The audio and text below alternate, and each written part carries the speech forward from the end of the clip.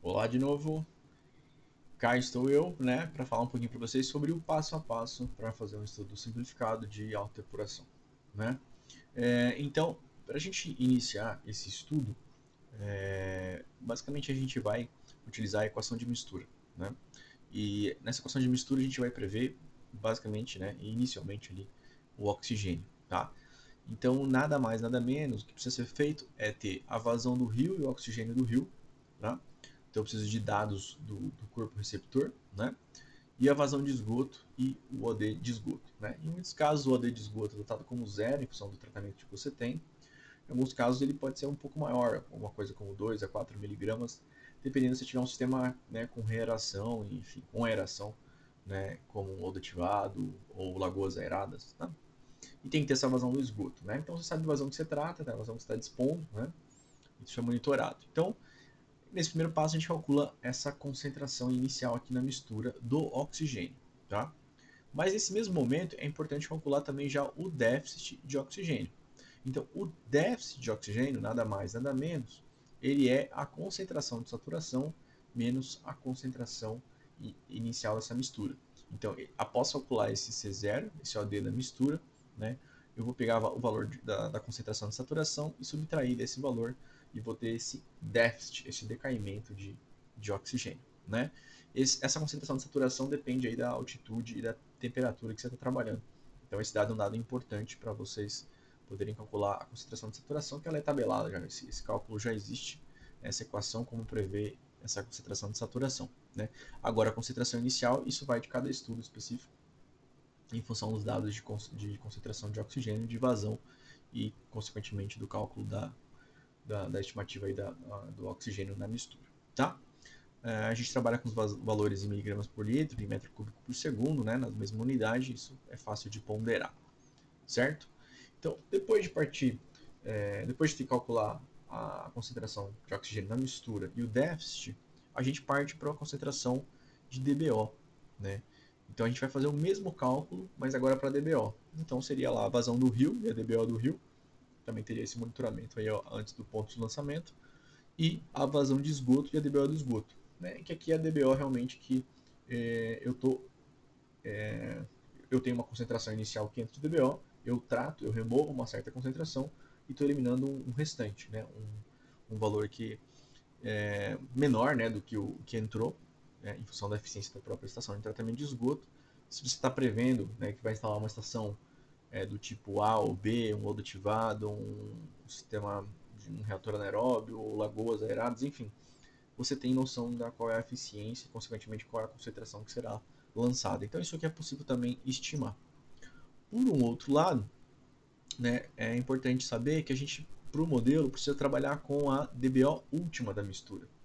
Então, após calcular essa DBO na mistura, né, a DBO inicial da mistura, eu preciso multiplicar por um coeficiente aqui, né, que é o KT, na verdade, uma constante para transformar, né, a DBO 5 para a DBO última, certo? Esse valor de KT, que é a relação, né, entre a DBO última e a DBO 5, ele pode ser calculado como usando a equação de 1 dividido por 1 menos exponencial de menos 5 vezes K1. Então a gente percebe aqui que o K1 ele aparece. Então eu preciso do valor de K1, né, da cinética de desoxigenação. A gente tem videoaulas aí anteriores, vocês podem voltar lá e consultar. Então o que a gente faz aqui? A gente vai utilizar esse valor de K1 para prever, né, qual é a DBO última, tá? Então, porque é com esse valor de DBO última que a gente vai trabalhar mais para frente, que ele é o nosso L0, a DBO última ali na mistura, tá? Bom, aí tendo esses valores, né, a gente vai para a curva de depressão aí do oxigênio dissolvido, né, uma curva bastante utilizada na área de engenharia ambiental, né. Esse modelo de forma simplificada, né, ele está trabalhando com uma taxa de variação desse déficit de oxigênio, né, o quanto vai decair esse oxigênio em qualquer ponto aí, em função da concentração de saturação, isso é o déficit, né. E essa taxa ela trabalha em relação ao consumo e à produção de OD. Então, há um consumo de oxigênio, porque eu lancei matéria orgânica, mas também há uma produção de oxigênio. O rio tem velocidade, tem quedas, enfim, isso auxilia a reaeração, né? Tem a fotossíntese também. Aqui tem a demanda bentônica que consome, tem a matéria orgânica nitrogenada. A gente já falou isso também nas aulas anteriores sobre como é esse modelo pautado nesse consumo e nessa produção. Também vocês podem notar na videoaula que fala sobre isso, né? Então, essa equação aqui, né, ela pode ser integrada, né? E a gente pode chegar nessa equação para prever a concentração em um tempo qualquer. Então, nada mais, nada menos, a gente calcula a gente utiliza a concentração de saturação, né, menos a relação que ocorre do K1 vezes a DBO última, o L0, que eu mostrei como calcular, o K2 menos o K1, esses coeficientes K1 e K2 já são levantados na etapa de levantamento de dados. Eu vou multiplicar por exponencial de K1 vezes T, esse T é o tempo que você quer, né?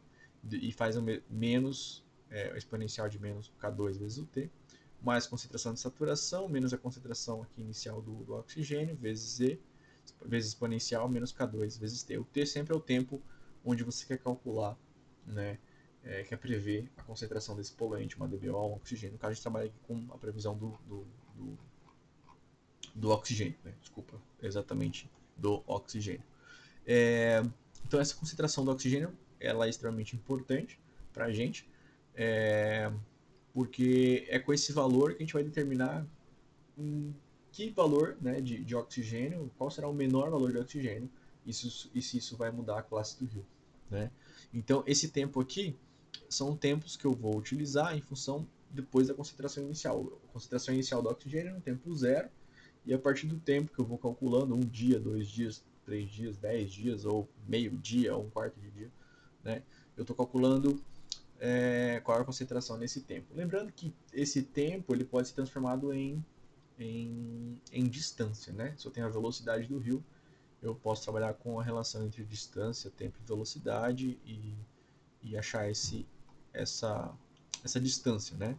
Então, esse aqui é o nosso perfil de oxigênio. Então, essa equação que eu acabei de mostrar para vocês, ela está prevendo isso aqui, né? Então, esse CT é a concentração de oxigênio. A gente está falando de oxigênio, né? Então, eu tenho aqui uma concentração no rio inicial. Nesse ponto aqui é o ponto de lançamento do esgoto, né? É possível ver aqui, tá? Esse ponto de lançamento do esgoto, aqui eu vou ter a concentração inicial, C0. O que ocorre aqui nessa transformação? Pode ver que nesse ponto já teve um decaimento, né? O esgoto faz com que ocorra uma diminuição da concentração inicial do oxigênio, né? E aí, o déficit nada mais nada menos é essa diferença entre a saturação, né? Que eu estimo essa saturação para essa região, para essa altitude, para essa temperatura, né? E aqui eu vejo qual é o decaimento. E aí eu consigo ver a concentração ao longo do tempo. Então aqui é um tempo qualquer, né? Essa curva prevê um tempo qualquer. O que a gente vai se preocupar é com esse tempo crítico, qual é o momento, né, esse tempo que ocorre a menor concentração. A menor concentração é a concentração crítica. E eu consigo calcular isso tendo déficit crítico, certo? Então, nada mais nada menos, o estudo de autodepuração quer prever esse perfil de oxigênio para identificar qual a menor concentração de oxigênio e onde isso vai ocorrer, né? Caso esse valor seja abaixo do que a legislação permite, eu preciso de um valor maior, eu preciso diminuir a concentração da DBO, do esgoto, porque ele vai consumir menos oxigênio e eu vou ter uma curva mais achatada, né, e menos profunda, né, chegando a um valor menor, né, tá? E tempo de distância que eu posso apenas calcular em função da velocidade desse corpo hídrico, tá? A gente trabalha aqui, né, em condições estacionárias, tá? Então as condições que a gente trabalhando são condições permanentes, nem sempre é assim. Então uma forma também é de dividir em trechos, né? Caso tenha um outro rio chegando, ou outro lançamento de esgoto, ou alguma coisa do tipo que vai interferir, uma declividade, uma velocidade um pouco diferente do que eu estou acostumado, eu posso criar trechos e ir trabalhando por diferentes trechos, né? Aqui eu estou trabalhando num trecho, talvez aqui, imagine que até esse ponto tenha 100 km. Então é um trecho que eu digo que 100 km é semelhante, mas pode ser que não, pode ser que isso não seja adequado. Então essa é a nossa concentração aí para o cálculo do... Desculpa, essa aqui é a nossa equação para cálculo do nosso perfil de oxigênio, onde eu calculo essa concentração. Quando essa concentração aqui chega num valor de 0, vamos supor que a concentração aqui seja 0, 1, 2, 3, 4, 5, assim por diante. E essa curva fosse para baixo, desse um valor negativo, né? A bola ela fosse para baixo do valor de 0, da concentração 0. Então, seria que nessa etapa eu estou num estado anaeróbio, então a concentração chegaria a zero. Porque na prática esse oxigênio dissolvido não tem como ser negativo, né? Matematicamente é possível pelo modelo, mas fisicamente não tem como explicar esse tipo de situação, né? Então é porque ele entrou no estado anaeróbio. Essa deve ser a análise feita quando o modelo chega ao valor de zero, tá? Tendo né, calculado a concentração aqui em um tempo qualquer e ter eventualmente plotado esse meu perfil de oxigênio, né, eu posso calcular então em que tempo ocorre esse menor valor, que é o tempo crítico, como eu comentei com vocês. Vou retornar aqui, nessa imagem aqui é o tempo crítico, tá? Então, a gente pode calcular esse tempo crítico, certo? Justamente para prever onde é a pior situação, né? Há algumas relações entre a DBO última e o déficit inicial, e K2 e K1, para eu poder mais ou menos ter uma ideia de onde ocorrerá esse tempo crítico, né? A nossa situação a gente costuma trabalhar justamente aqui, quando o tempo crítico é maior que zero, e isso vai ocorrer em algum ponto específico, né? Em alguns casos ele pode ser menor que zero, e aí a própria diluição é tão absurda que nem ocorre, né? Esse tempo crítico depois da mistura, né? Então, isso aqui é possível discutir, também não vou gastar muito tempo com isso. Vocês podem, na página do livro do professor Marcos von Sperling, na página 174, ver mais sobre isso. Ou se tiver interesse, eu posso falar um pouco mais sobre isso, fazer alguma videoaula sobre isso aqui no canal, tá? Bom, calculando o tempo crítico, eu posso calcular o déficit crítico, que ele é em função de TC, que é o tempo crítico, e aí, consequentemente, tendo DC, que é o déficit crítico, eu posso calcular a concentração crítica. Então, para um relatório, para um cálculo mais prático, mais rápido, eu não vou calcular CT lá para muitos pontos. É lógico, eu posso plotar um perfil, né? Com esse perfil eu posso até mais ou menos ter uma ideia qual que é o tempo que vai ocorrer esse tempo crítico, né? E chegar a esse valor.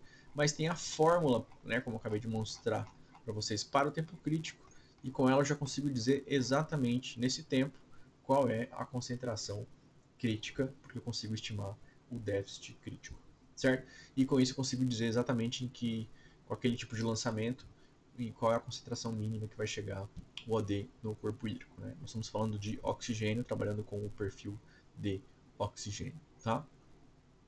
E a partir daí, caso esse déficit, essa concentração crítica seja abaixo do que a legislação permite para esse corpo hídrico, para a classe que ele está enquadrado, eu posso implementar supostamente aqui no meu modelo, fazer um cenário, criar um cenário que eu tenha uma estação com maior eficiência e definir, né? Eu conheço as eficiências das estações pelos tipos de tratamento, e aí eu consigo imaginar que eu posso lançar uma DBO ainda menor, e isso vai causar um impacto menor no corpo hídrico, e a concentração crítica vai ser um pouco maior, e talvez eu consiga manter a classe do rio. Em outros casos, não. Em outros casos, o rio não vai ser o adequado para ser um corpo receptor, eu vou ter que buscar uma outra solução para dispor o meu efluente. Isso é muito, muito comum. Então a gente viu, né, os dados necessários para entrar nesse modelo: evasão de rio, vazão de esgoto, OD de rio, OD de esgoto, DBO de rio, DBO de esgoto, K1 e K2, né? O tempo de percurso, eu vou ter que pensar em simular por quanto tempo isso, até onde eu quero avaliar. A minha concentração de saturação em função da altitude e da temperatura, o OD mínimo que esse rio pode chegar, isso em função da legislação, e a velocidade do corpo hídrico, né? Até porque quando eu for calcular o K2, é muito provável que eu trabalhei com a profundidade e a velocidade desse corpo hídrico, então eu já tenha esse dado. Então esses são os dados de entrada do modelo. Eu entro com OD, DBO e vazão de esgoto, OD, DBO e vazão do rio, K1, K2, velocidade, o tempo de percurso, concentração de saturação e o OD mínimo. Então basicamente o nosso modelo é este aqui, certo? Bom, algumas coisas importantes, né, sobre a vazão do curso d'água. Eu tenho lá a vazão, eu posso trabalhar com a vazão média, se eu quero calibrar esse modelo, porque é a vazão que mais me representa esse corpo hídrico, né? Se você fez uma coleta de dados em vazões mínimas, aí você pode usar a vazão mínima para calibrar esse modelo. Se for trabalhar para ver a pior situação, com certeza vai trabalhar com uma vazão mínima, né, onde tem menos água para diluir, e é a pior situação, onde o lançamento de esgoto vai mais impactar, né? Ou se você trabalha num período chuvoso e quer ver alguns efeitos, você está estudando, na verdade, comportamentos, aí você tem que pensar num determinado período, né? Então, para trabalhar com essas vazões, né, os órgãos ambientais que pedem os estudos de autodepuração, dentro de estudo de impacto ambiental, ou enfim, Existem as vazões, né, a Q90 ou a Q95 e a Q710, né? Eu não vou explorar isso agora, mas é importante vocês saberem que as vazões de referências, né, uma dessas vazões são utilizadas nesses modelos, né? Prevendo isso como a vazão do rio, né? Então isso tem que ser pensado, tem que ser visto em cada órgão ambiental que vocês estão trabalhando. A maioria costuma trabalhar com Q90, sendo não tanto restritivo, e a Q95 sendo mais restritivo, né? Então essas vazões, na verdade, são a porcentagem do tempo que eu tenho essa vazão. Então uma vazão que eu tenho 95% do tempo, né, é uma vazão mínima, muito baixa, né? Uma vazão que eu tenho 2, 3, 5%, ela ocorreu uma vez ou outra, é uma vazão mais alta, uma vazão de pico que eu tive nesse filme, né? Então isso ajuda a entender um pouquinho o que é no Q90, Q95. Também posso aí fazer algumas aulas específicas sobre esse cálculo de Q90, Q95, que é a vazão de permanência que a gente chama, né? Ou a Q710 também, que é uma vazão que tem sido utilizada e sido trabalhada, né? Outra questão importante, além da vazão, né, mas ainda falando de vazão, é a regionalização das vazões, né? Que é algo muito comum quando eu não tenho vazões de um corpo de um rio qualquer, né? Então vamos supor que eu tenho aqui dados é, desse rio 2, dessa área 2, e eu vou lançar esgoto aqui nesse rio 1, né? Então uma relação que eu posso fazer é a seguinte: eu vou ter a área da minha bacia hidrográfica, né, que eu vou estar trabalhando, que ela vai contribuir para esse corpo aqui, nesse ponto de lançamento. E aí eu não tenho a vazão do rio, né? Então eu posso regionalizar. O que seria isso? Eu tendo uma vazão de uma bacia similar, né, ou próxima, o ideal é que seja próximo e similar, porque eu consigo assim ter uma boa representatividade. O que eu faço é pegar essa vazão, dividir pela área. E aí eu vou ter uma taxa, né? Uma vazão por área. Imagina lá, litros por segundo por quilômetro quadrado, né? Ou por hectare. E aí essa vazão, nessa taxa de litros por segundo por quilômetro quadrado, eu posso multiplicar por essa área que eu tenho aqui, da minha bacia, que aqui eu consigo fazer a delimitação com o uso de ferramentas de softwares de geoprocessamento, geotecnologias, é possível a gente mensurar essa área. E aí eu pego essa vazão e replico para cá e consigo ter uma ideia da vazão que deve estar passando aqui por esse rio. E aí consigo fazer meu estudo de autodepuração trabalhando com esse valor da vazão do rio, tá? A vazão do esgoto eu não passo por esse problema. Essa tabela mostra o que é valores de taxa em função da disponibilidade hídrica, né? A vazão aqui que é 710. Vazão de esgoto eu vou dimensionar, o OD do rio e o OD do rio, né? Eu vou levantar esses dados, eu vou ter esse valor aí porque eu monitoro. Caso não monitore, né, às vezes eu posso trabalhar com a ideia de que se é uma bacia limpa e preservada, protegida, né, eu trabalho com um valor de que ele tem em torno de 80 a 90% da vazão do OD de saturação, né? E o OD de saturação, no caso, aí vai ser tabelado, né? O OD do esgoto, como eu já comentei quando eu falei sobre o oxigênio do esgoto lá na equação de mistura, a gente pode prever ele em função do tipo de tratamento. Se eu tenho um tratamento anaeróbio, provavelmente eu não tenho OD, vai ser o OD zero. Mas se eu tenho um sistema aeróbio, estou aerando, eu posso, em alguns casos, é muito comum, estar entregando efluente com oxigênio aí, tá? A questão do DBO, né? DBO do rio, eu posso levantar esse dado também com monitoramento. O DBO de esgoto é em função do tratamento que eu tenho ali. Eu consigo prever, né, essa DBO na saída porque eu tenho a eficiência, né? Então a DBO do efluente, que sai de uma estação, nada mais nada menos, é 1 menos a eficiência sobre 100 vezes a DBO desse esgoto que está chegando, que está entrando, né? Aqui tem uma tabela bastante interessante. Eu consigo ter esses valores de eficiência de remoção para diversas tecnologias. Isso já é bem consolidado e eu posso entrar com esse valor aqui e prever a DBO do efluente. K1 e K2, a gente já falou isso em videoaulas anteriores. Peço que vocês consultem os vídeos anteriores que a gente fala. Eu falo bastante sobre isso e aí pode ajudar bastante vocês. Bom, e aí também quando a gente fala de K2, a gente falou bastante sobre a parte de velocidade de rio, né, altura, largura, esses efeitos em vazão, em velocidade.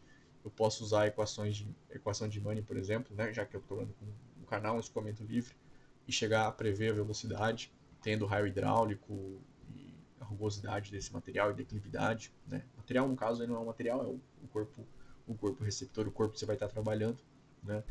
Tem equações já previstas para isso, eu posso utilizar. O livro traz bastante informação sobre isso, mas na questão aí da hidráulica fluvial, né? E na própria coleção desse livro, né, o último livro da série, que é um livro sobre modelagem específico, ele traz mais informações sobre essa questão de hidráulica fluvial. E eu espero que eu possa fazer também um vídeo para vocês detalhando um pouco mais sobre isso. Hoje o foco era falar um pouco sobre a receita de bolo, né, para poder iniciar esse estudo de autodepuração. O tempo de percurso, como eu comentei, ele é possível em função da velocidade, eu achar a distância, né? Então dá para fazer a relação entre tempo e distância, como eu comentei com vocês, com esta equação aqui, né? A concentração de saturação, como eu comentei com vocês, é um valor tabelado em função da altitude e da temperatura. Eu posso prever valores, né? Então na região que a gente está aqui, Campo Grande, é algo em torno de 600 metros, uma temperatura aí de 22, 23 graus, vai trabalhar com o valor de 8,18 miligramas por litro e não 9,2, que seria, né, a 20 graus Celsius, nível do mar. Tá? E aí, né, em função, o livro fala da Conama 357, isso já tem Conama A430, enfim, mas esses valores a gente trabalha aí para os tipos de classe de rio, né? Então, geralmente um rio classe 2 a gente pega, o OD, né, mínimo tem que ser em torno de 5, se for classe 3 ou 4 ele cai para 4 ou para 2, tá? Esse enquadramento aí tem uma questão específica voltada na área de gestão de recursos hídricos, que também não vou poder entrar dentro desse tópico agora e explicar toda essa questão, essa área específica aqui, mas numa outra videoaula é possível que eu faça. Mas é importante saber que esse é o OD mínimo, né? Eu tiro isso baseado da classe que o rio está enquadrado. Em alguns casos o rio não está enquadrado, então a gente delimita como classe 2 os rios que não estão exatamente enquadrados, não passaram por um processo de enquadramento. Tá? Bom, e aí com isso a gente finaliza essa videoaula, e aí para a próxima aula a gente fica para fazer um exercício com vocês sobre esse estudo com valores. Eu acho que fica mais interessante, tá bom? Então, até a próxima aula, espero que vocês tenham gostado, curte, compartilha, comenta aí, que me ajuda bastante e eu fico feliz. Até mais.